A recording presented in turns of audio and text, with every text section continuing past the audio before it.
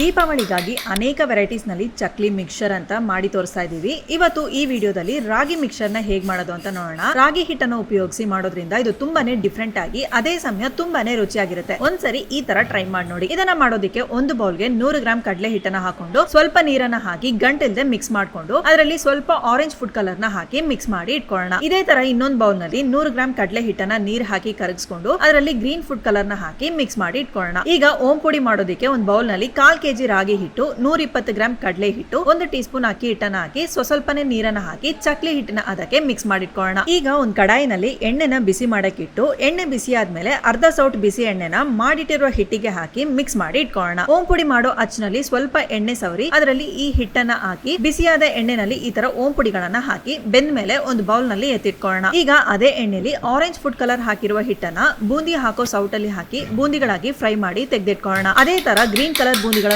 ಸಹ ಮಾಡಿಟ್ಕೊಳ್ಳೋಣ. ಈಗ ಇದರಲ್ಲಿ ಮಿಕ್ಸ್ ಮಾಡೋಕೆ ಸ್ವಲ್ಪ ಗೋಡಂಬಿನ ಫ್ರೈ ಮಾಡಿ ಹಾಕೋಣ. ಅದೇ ತರ ಕಡಲೆ ಬೀಜ ಹಾಗೂ ಹುರುಗಡ್ಲೆನೂ ಸಹ ಫ್ರೈ ಮಾಡಿ ಹಾಕೋಣ. 10 ಬೆಳ್ಳುಳ್ಳಿನ ಜಜ್ಜಿ ಫ್ರೈ ಮಾಡಿ ಹಾಕೋಣ. ಸ್ವಲ್ಪ ಕರ್ಬೇವು ಸೊಪ್ಪನ್ನು ಕೂಡ ಫ್ರೈ ಮಾಡಿ ಹಾಕೋಣ. ಈಗ ಇದರಲ್ಲಿ ರುಚಿಗೆ ತಕ್ಕಷ್ಟು ಉಪ್ಪು, ಖಾರದ ಪುಡಿ, ಸ್ವಲ್ಪ ಇಂಗು ಇದನ್ನೆಲ್ಲ ಹಾಕಿ ಚೆನ್ನಾಗಿ ಈ ತರ ಕುಲ್ಕಿದ್ರೆ ಸೂಪರ್ ಆಗಿ ಅದೇ ಸಮಯ ತುಂಬಾನೇ ಕಲರ್ಫುಲ್ ಆದ ರಾಗಿ ಮಿಕ್ಸರ್ ತಯಾರು.